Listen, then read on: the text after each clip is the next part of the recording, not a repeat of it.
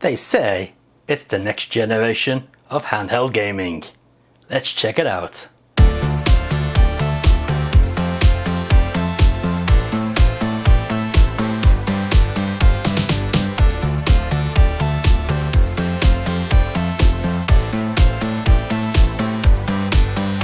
So yes, Pow Kiddy is back, and they're saying that this is the new generation of portable gaming.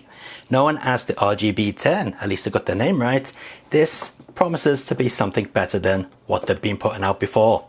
So let's take a look and see what we get in the box, as is tradition.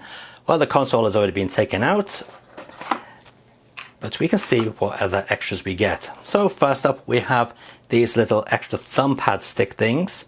So I'll show you those closer up in a moment. As is tradition these days, we've got a USB-C cable. That's just for charging the device.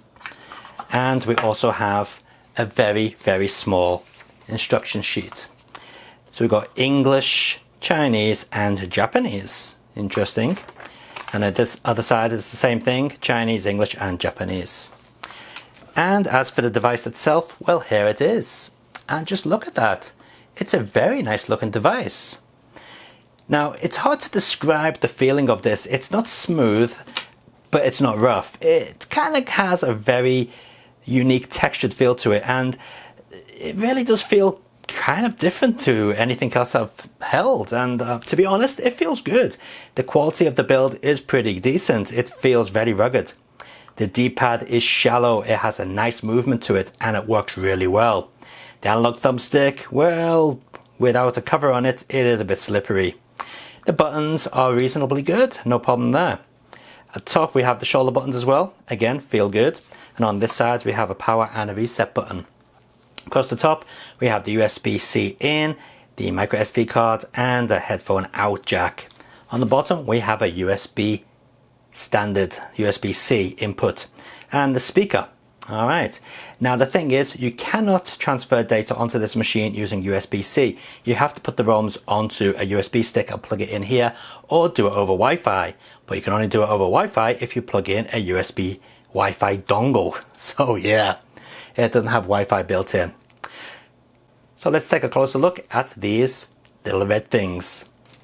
As you can see, they all have different designs. It may be a little bit difficult to see on this video, but this one has more of a D-pad orientation. This one has the circles going from the inside to the outside. This one has little arrows on it, and it's slightly raised on each arrow. This one's just perfectly flat. And this one is kind of like an Xbox 360 analog stick, where it has the little points, the little nubs on each corner. And this kind of looks like the Xbox Elite. Weird looking D-pad option there. Personally, I find this one to feel quite nice, so I'll use this on the actual device. To put them on the device is fairly simple. You just basically get your console and put it on the top like this. If we can clip it over that side, there we go, we are on. And that will give us some extra grip when using the actual console. So when you power on the system, you get the RGB10 logo, and then it boots straight up into EMU ELEC. So as you probably already guessed, this runs RetroArch, and it runs it fairly well.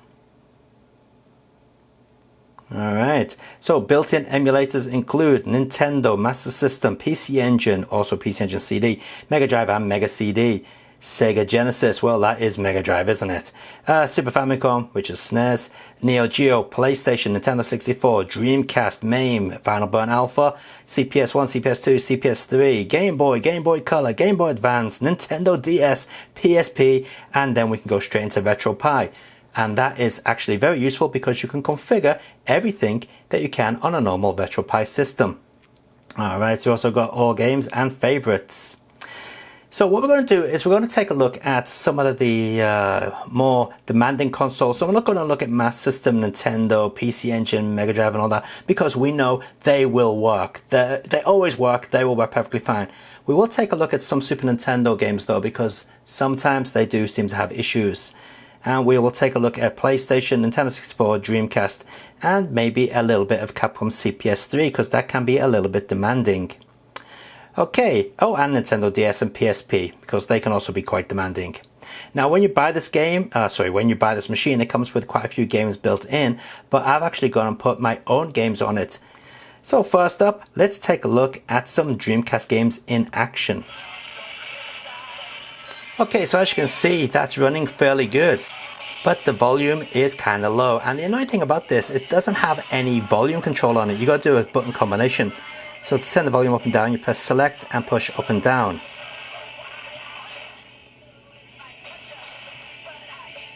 Oh, and that explains why it was distorted, because it was on 300%.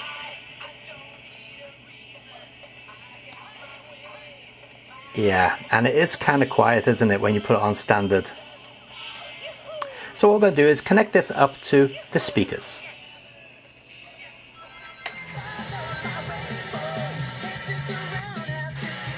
Now the analog stick is not the best I've ever used. It is a little bit sensitive. It's a little bit similar to a Nintendo 64 analog stick, to be honest, than the more modern, flatter analog sticks with a shorter travel distance. Or shorter stalk, I should say. So it does take a little while to get used to, and to be honest, using it like I'm using it now is not ideal. Okay, let me show you some of the analog movements. So, see Sonic is walking slowly there, and when we push forward, the faster Sonic will move.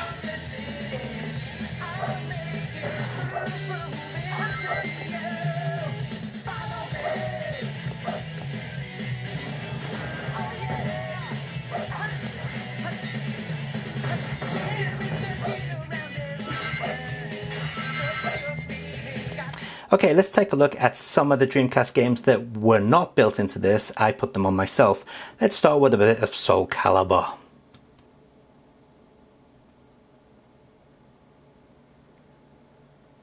Nope, it doesn't want to load Soul Calibur. I wonder why. Okay, Space Channel 5 Part 2. Doesn't want to load that either. Now that might be because they are .cdi files. Okay, Stocko Battle, I think that was a GDI file. Let's see if it loads that.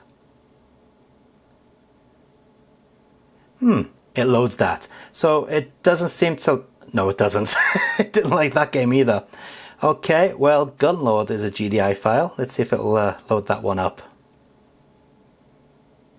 Okay, this one seems to be working. Yes, okay, let's get into the game.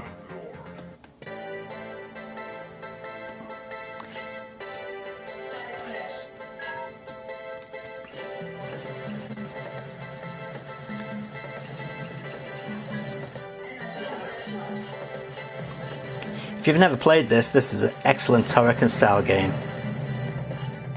It's originally on the Neo Geo, but it's been ported to many different systems, including the Dreamcast.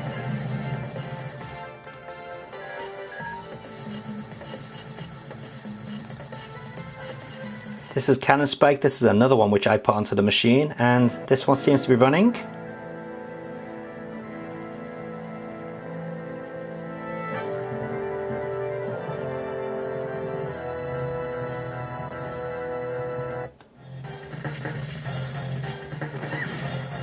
I haven't played this in years. I can't remember how you play it now.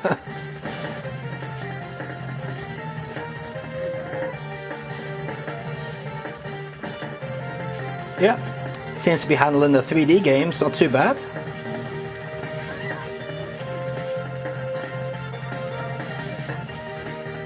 There's some graphic glitches there. See when they walk over the crossing? Yeah, that shouldn't be happening.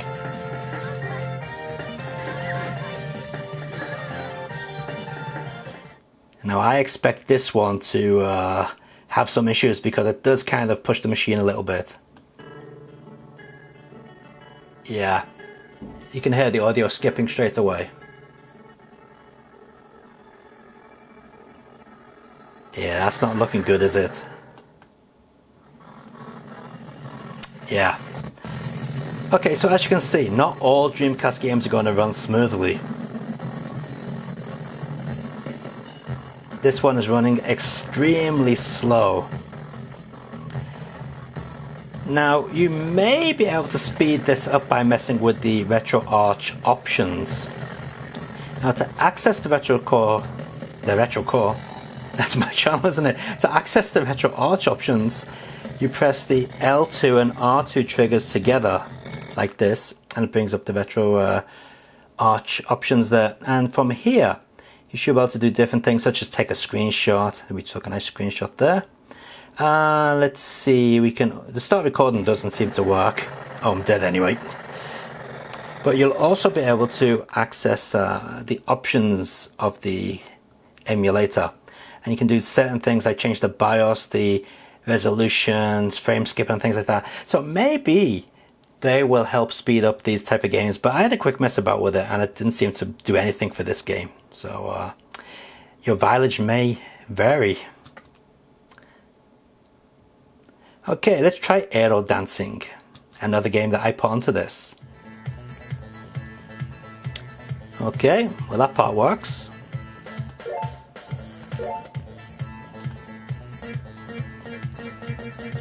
Yeah. That bit doesn't.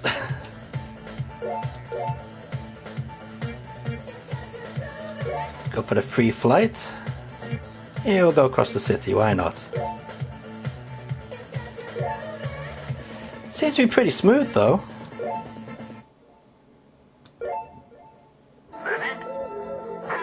Now this game runs at 60 frames per second and it's running at 60 frames per second here.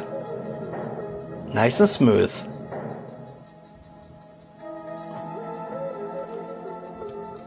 See if we can get to the outside view. Here we go.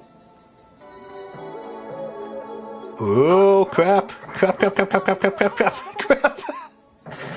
Oh well, I didn't last long, did I? And we get a nice replay of that as well. And there we go. But yeah, that game seems to move pretty smoothly, not a problem. There we go. Terrible. Okay, so as you can see, Dreamcast is a little bit hit and miss. Some games work really nicely and some games just don't work at all. And then some games just work really poorly. Okay, so here we go with PSP. Now the machine did come with 3 PSP games. This Final Fantasy game here, Dynasty Warriors and Naruto. But I'm going to run Ridge Racer and Ghostbusters because they're ones I put onto this. And I want to see if they actually run pretty well. Both of these games can be a little bit demanding. Alright, well it doesn't want to know that. No. Okay, well the Ghostbusters file is not recognized. Interesting. Okay, let's see if... Okay, it seems it must use proprietary files. The basic ISO files don't seem to work. Alright, well let's run this game and see how this handles.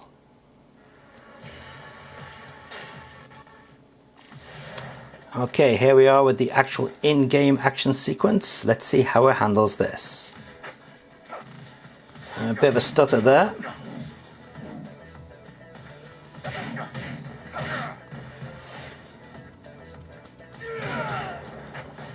Let's jump. There we go, that's better, we've got a sword. Alright, well this seems to be running not so badly. It seems to be quite smooth actually. Next part of the stage.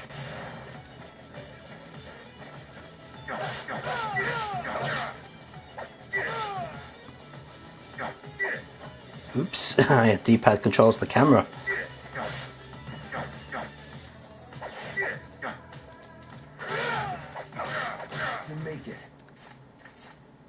So here we go with the Final Fantasy game, and this is actual in-game graphics, which seem to be running reasonably well.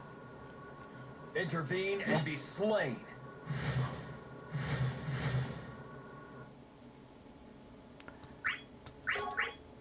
Okay, let's get into the action, see how it handles it.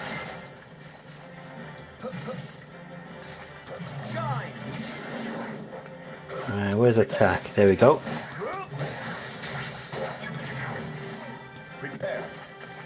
A little bit stuttering, just noticed a little bit there. But overall, quite smooth.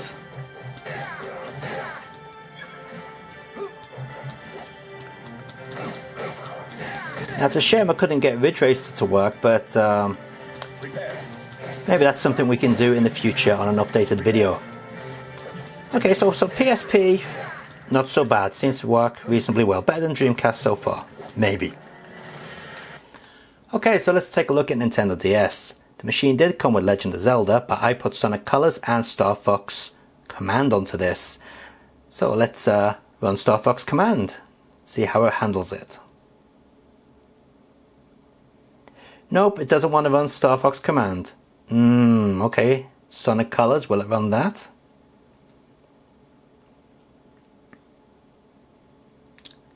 No. Legend of Zelda, the one that came with the machine. Yes. Now that is very strange. The games that I put on it don't seem to run. Okay, now you may be wondering, how are you meant to play Nintendo DS like that? It looks awful. You've got a stylus as well, control with the thumbstick. Well, you can change the screen size by pressing the L and R buttons here. Here we go. So there's the top screen. Or is that the bottom screen? Here we go. See, we can switch between screens. And you can also say it's not very smooth, is it?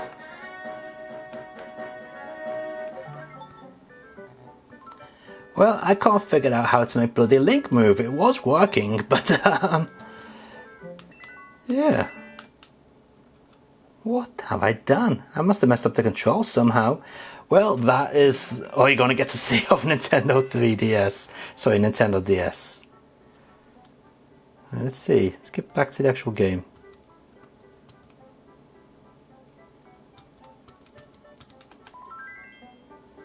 Now you see, when I tried this earlier, the analog stick moved this around.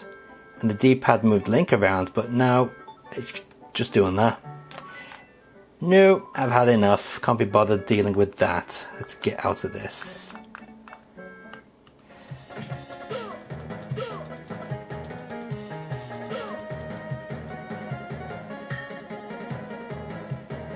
But it's working perfectly fine.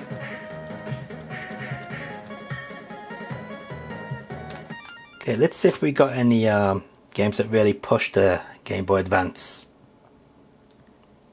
Sadly no Duke Nukem, but we can try Tekken Advance. This game sometimes runs a bit slow on these emulator devices, so let's see how it works on this device.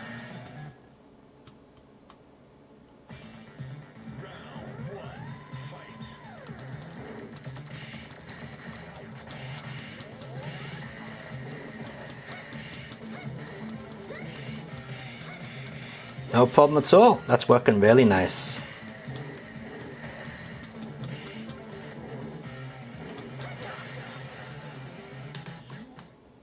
Let's check out Nintendo 64. Okay, so again, it came with a couple of games, which were Mario Kart, Super Mario 64, and Donkey Kong 64. But I'm going to try some games that I put onto this device to see if they actually work, starting with Beetle Adventure Racing. Is it going to load?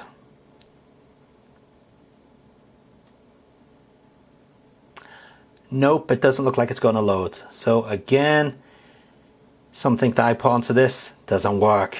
I think I've got to reset the machine now. Now the weird thing is, I followed the instructions perfectly fine when setting up this device with the extra games. So I have no idea why the games I put on don't seem to work. Okay, let's try another one that I put on just in case. Star Fox 64.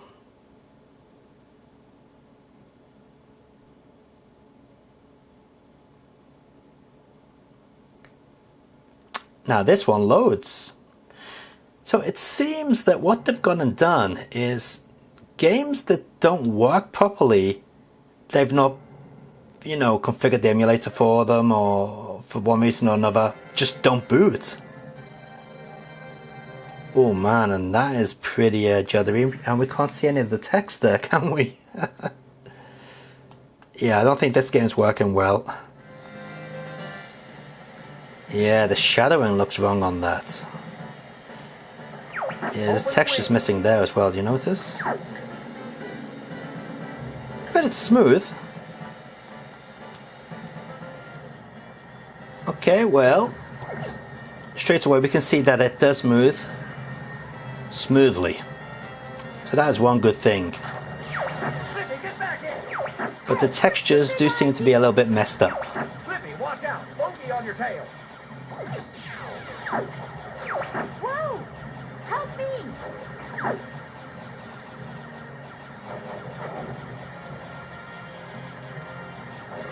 Hey, what's the big idea?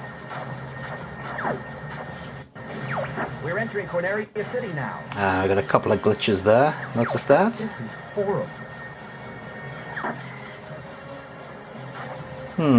Okay, let's try another Nintendo 64 game. Every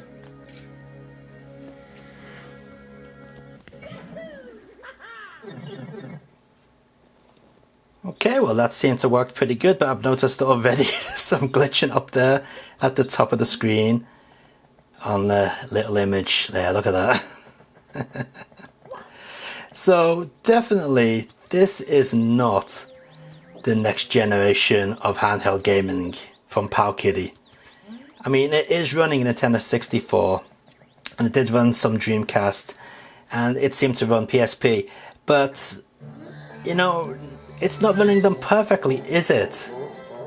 And that's what you'd like it to do. You'd like it to run the games perfectly fine. So I think for a device like this, there's still a bit of work to go when it comes to emulating these machines properly. So yeah, like I said, I mean it's playable, but it's not perfect, is it? So let's take a look at some of the regular emulators, the emulators that we know are going to work, and see how this works as a standard, typical retro handheld device. Starting with some PlayStation. So the device comes with two PlayStation games built in, Toy Story 2 and Street Fighter 03. Obviously we're going to take a look at Toy Story 2 because that is the more demanding of the two games. So yeah, it's playing the video footage fine there. We're going to skip that because we don't want Disney on our case. And let's take a look and see how it handles the actual 3D environments of this game. Yeah, seems to be fine. Alright, let's take a look downstairs.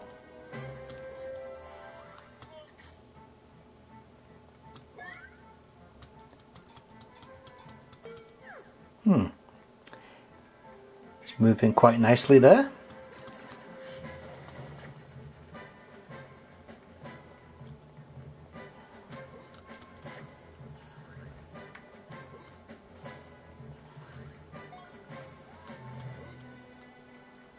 Yeah, I think it's safe to say that it is running PlayStation games fairly well. You'd expect it by this point in time, so yeah.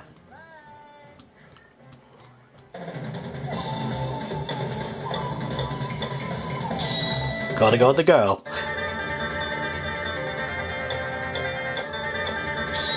Oh no, pick the hard one. Silly me. So this is Sengoku 3 on the Neo Geo.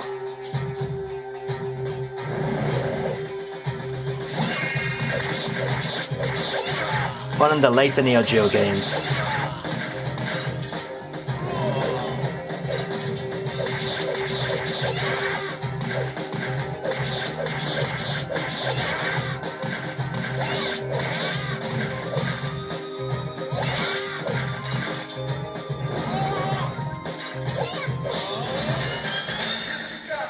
I love this game. This is Undercover Cups. This is the Super Nintendo version.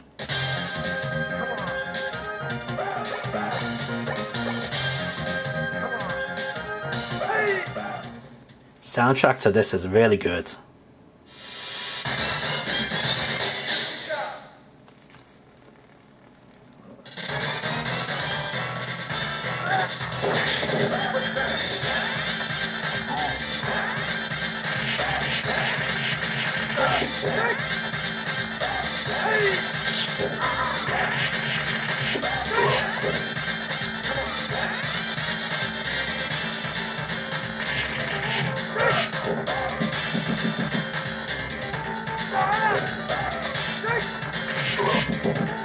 Yep, working just fine. But you know what the ultimate test is for Super Nintendo, don't you? You gotta put F-Zero on, see how it handles F-Zero.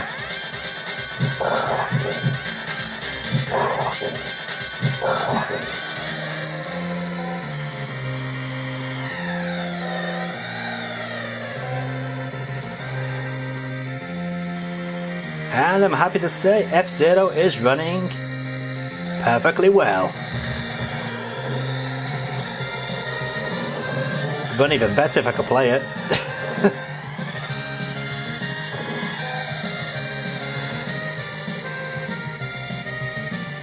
Classic. So this is a game that a lot of these emulating machines suffer with. It usually runs at a weird frame rate and it's just not smooth. But on this device, it's really smooth. It's running perfectly fine.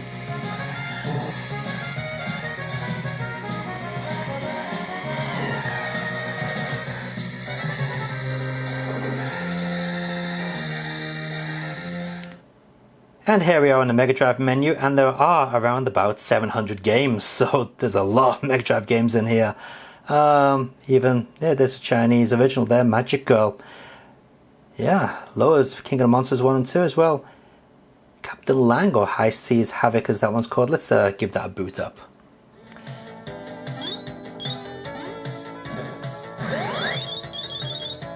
Okay, I'm very familiar with this game, and I can tell you straight away, it sounds perfectly fine. And it moves at the exact speed it should be moving at.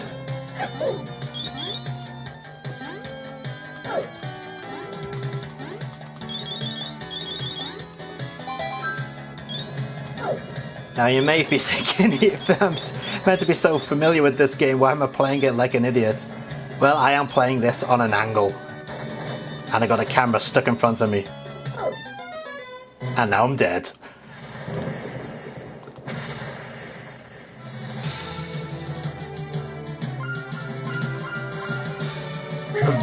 We'll go the ninja.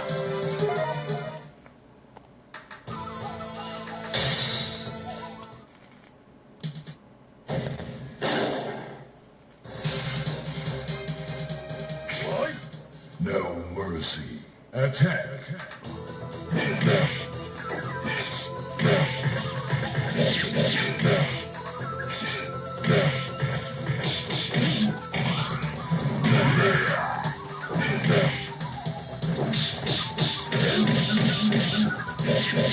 Okay, well, Capcom PS3 games seem to be running fine. No problem there.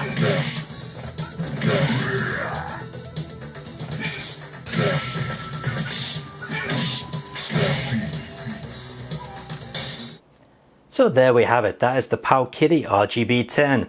Is it the next generation machine which they say it is? No, I don't think it is. I mean, it gives it a try. It tries to run Dreamcast and so on, but yeah, I mean, some games work well, some games don't work at all. The fact that it's running RetroArch is cool. You should be able to put your own emulators on here, so maybe that can improve the specs, who knows. But as it is out of the box, yeah, it's not the ultimate games machine yet. But for playing things like old arcade games, 16-bit games, you know, your Game Boy Advance, things like that, it's perfect. It works really well. The D-pad on it is really nice. It's got a nice shallow feel to it. It's not too shallow that you're going to hurt your fingers. You can pull off moves in fighting games. It's really good. Same thing with the buttons over here. They have a nice feel to them.